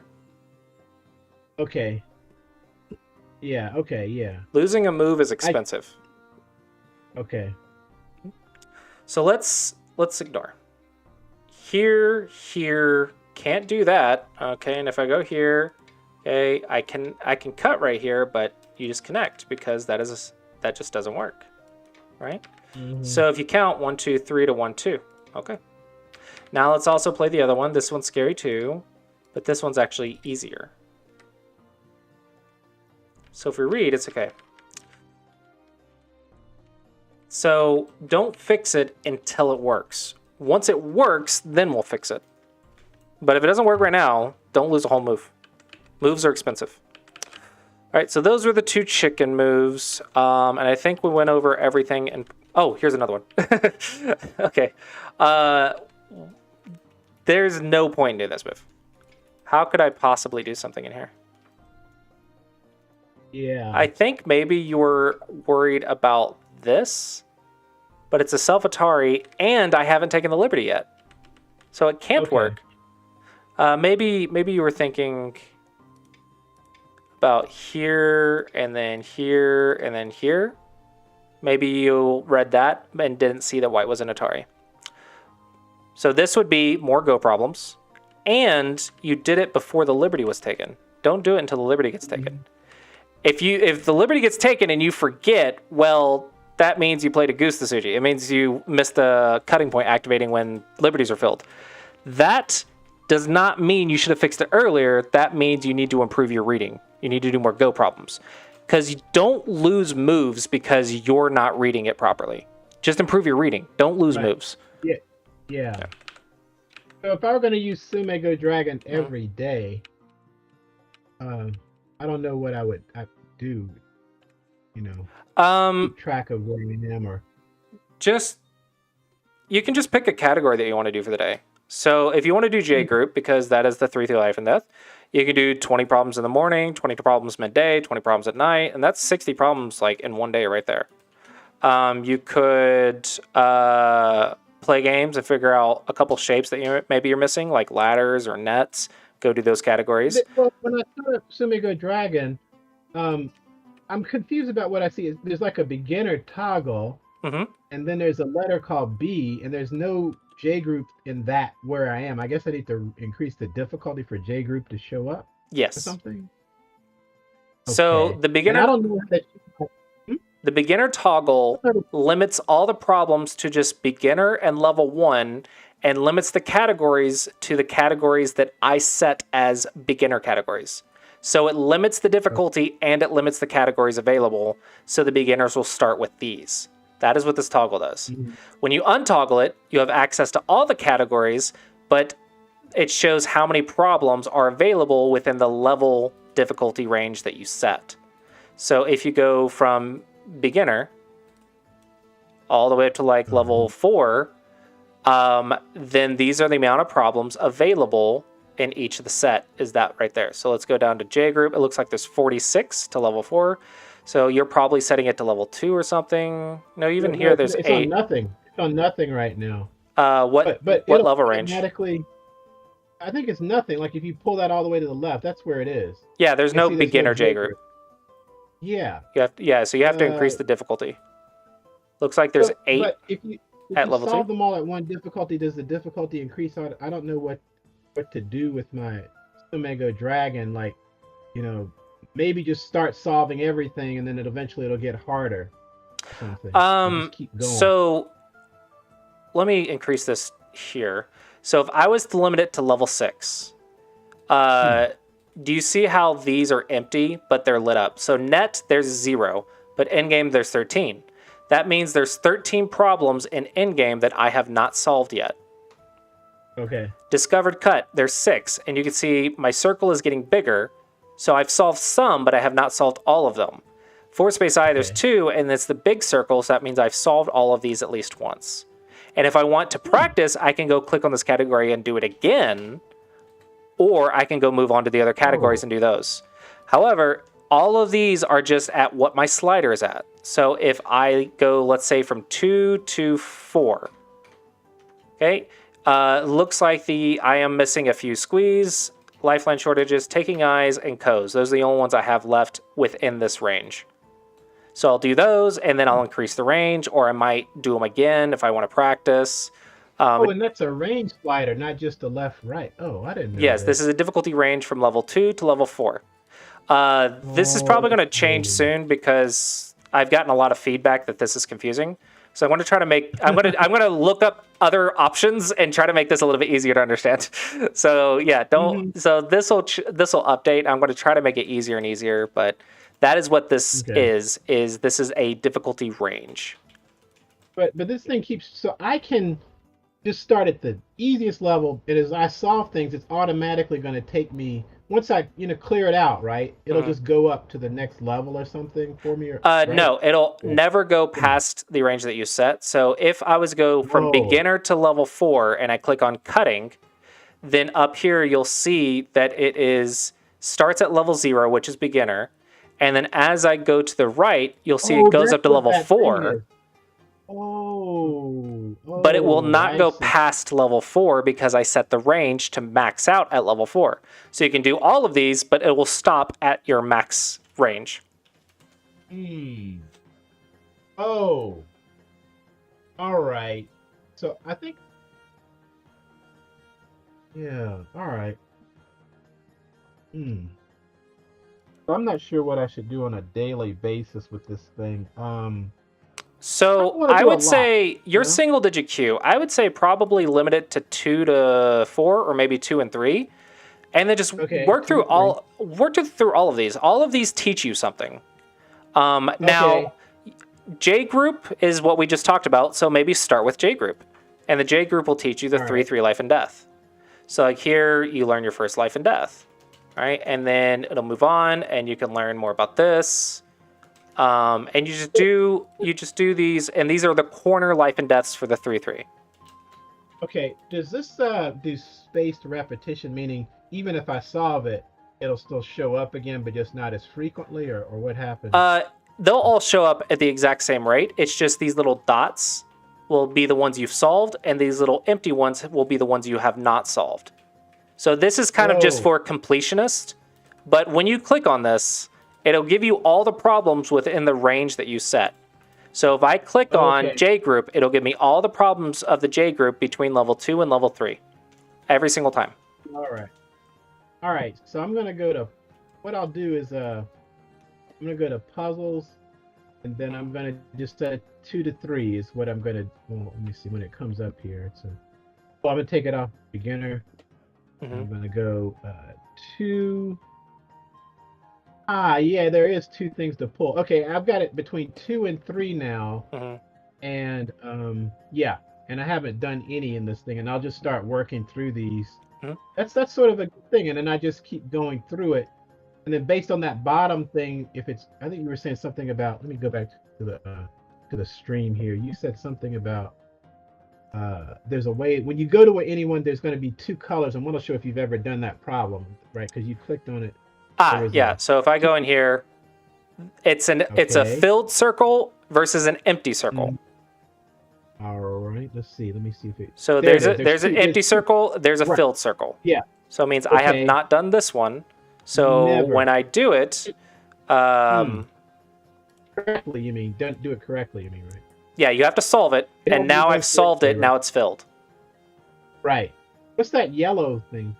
The yellow is the one that you are on currently. So I'm at number 10 out of 23, and here I am at the 10th problem, and it is level 3. Okay. All right. Do you have any more questions about this while we are on call? No, because I'm like saturated. I got a lot of. Is this just, how am I going to get the recording of this? I'll send you a link on Discord. Oh, okay. Oh, good. Yeah, that'll be you, because I'm brain dead. I'm overloaded with new information. Yeah, so I don't mind talking about Sumego Dragon just a bit more. When I do lessons with students or teaching games or whatever, I will throw a lot of information, and your goal is just to retain maybe 2 or 3 concepts. So my job is to say it over and over and over, and you're trying to learn just a couple things at a time. I don't know which concept you're going to receive, so I have to say is like everything. And you're just trying to remember a couple things and then practice, review, and then get more lessons or whatever. You don't have to remember every single thing. And if you practice it and you're like, okay, I think I understood these 2 things, and you go back and watch the video, maybe you'll learn 2 more things. Or maybe you'll review the 2 things, make sure you did it right. And this might be your next piece of software, which is that, it stores the positions where, and the suggestions, and it flashes them up, something like that. You know what I'm talking about? Sort of like that thing, AI Sensei, kind of. What do you mean? You know what I mean? Sort of flashcards based on the positions where I did suboptimal things, and it stores all the ones and then represents them. So the ones you mess up. If you want to review the game. In the game games that I played, yeah, because you make comments about what I should have done at certain places and other variations that were superior. That might be a neat flashcard thing. I'm just brainstorming. I have a concept in mind, but I think it'll be years before I can do it. Basically, it'll go through every state in your game and compare to maybe 1,000 Go puzzles and recommend Go puzzles based on what shapes you messed up. However, that is a lot of coding that I do not have time for, so it'll be years before I can get to that concept. Yeah. But yeah, I think that's what you're talking about. Well, the puzzles are more about smaller things. The games are more about whole board strategy, typically. Yeah, but the idea is Sumego Dragon will be able to recommend Sumego sets based on what mistakes you make in your games. Okay. But it's more about small things. Whereas, yes. Thinking about like shoulder hits and I don't know, kind of big moves but I guess there's things things you could call Sumegos or sequences of play. Right. Yeah. All right. Well, let's just brainstorm. Okay. But I mean, maybe I could just end this. I don't know. I don't know if I have too much more other than if I just Yeah, my Sumego Dragon is set up. I'm ready to just use 2 and 3 and just start hammering them. Um, I personally wouldn't remind a notification on the phone or a daily email for my selected range, where I just click on that thing and then just go right into my range Mhm. and do just three, three I'm to five. I think I might add personal notifications at some point in the future. I have no idea what that will look like, but right now Hmm. it is only global notifications. So, and I don't want to spam everyone. Also, I Ah, am gotcha. Yeah, yeah. reducing That I'm would make it. reducing the amount Right. of notifications because I don't want to be spamming like YouTube or Facebook or all that Sure. other stuff. I just don't like Right. it. And so Mego Dragon is supposed Yeah. to be fun and friendly, not spammy in your face. Yeah. But yeah, more like it's a work in progress. It's less than like 6 months old, so it's still got a long Yeah. way to go. Okay. So if you don't have anything further to say about Sumego Dragon and what I should be doing, should I share my screen to make sure it's all set up right, just really quick, or not? I'm Um, pretty sure it you is. you you're Pretty sure probably it okay. If you have questions, like you is. can always share Yeah. screenshots in the Smego Dragon Discord. But Right. I think we went over everything I think you needed. Yeah, yeah, yeah. All right. Well, great. That's about enough for me. All right. Well, hopefully you enjoyed the teaching game, found it educational, Yeah, yeah, it and was useful, very useful. Looking forward to the recording. I'll be studying that. all right, and I will see you when I see you. Okay. Bye for now.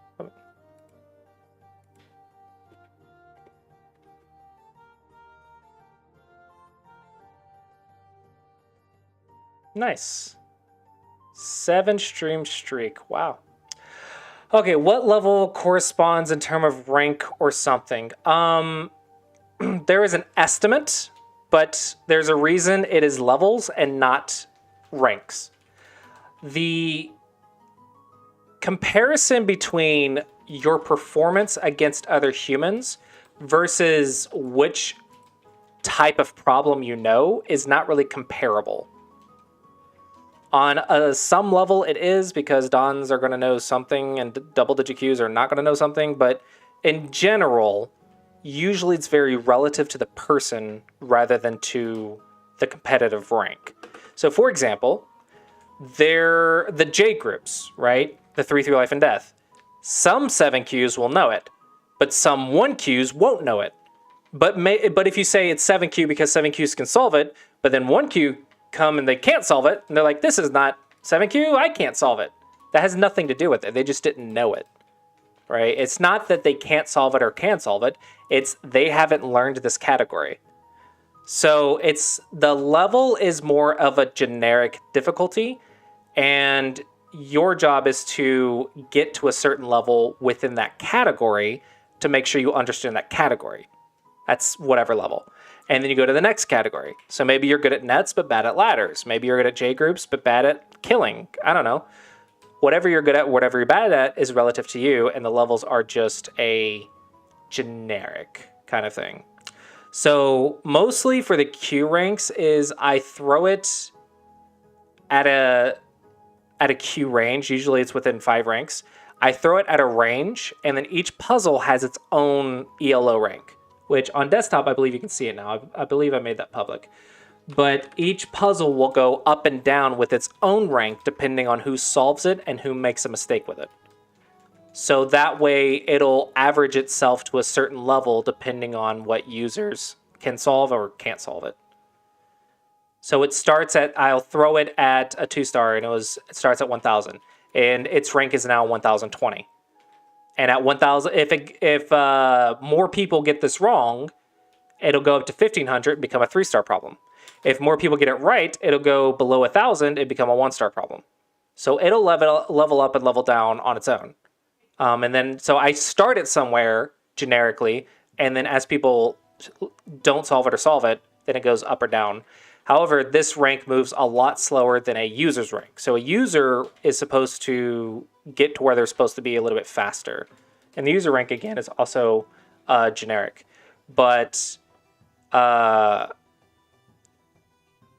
Go problem is a slow thing because it's meant to be an average, not an exact.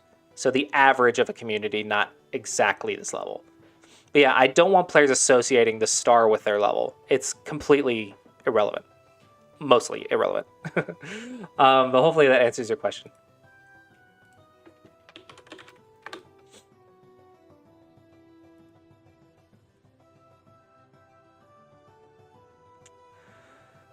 Okay, so let's upload the recording.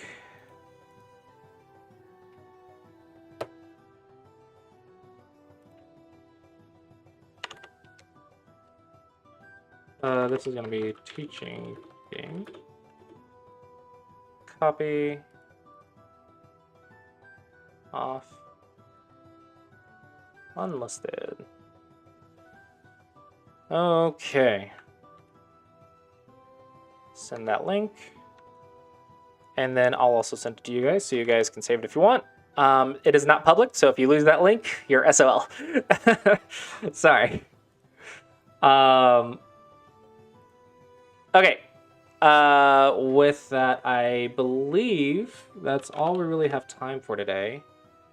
I have another lesson in an hour, but I think I would like to take a break before the next lesson. So with that, hopefully you guys enjoyed the stream today and found it educational. Once again, shout out to Sumego Dragon and shout out to my lessons. If you are interested in lessons, it's very similar to the one you just saw. It's just mostly lessons are more game reviews, but we can do teaching games in the lessons if you want. And you can do so there. I believe you can use code Twitch to get like 10% or 20% off if you want. For the Clossius Approach series, if you were wondering about the Clossius Approaches, this is a free YouTube playlist. It is very long, so you should just pick the part that is relevant to you, and you can do that there. Beyond that, hopefully this stream was helpful to you. And let's go ahead and find someone to raid. Ooh, I got the thumbnail with all the green circles. That's in not English, so I guess we don't really have an English Go stream. Recommended channels. I want to recommend someone small to give them a boost. Here we go. St. Louis Chess Club. All right, hopefully you guys enjoyed, and I will see you guys next time.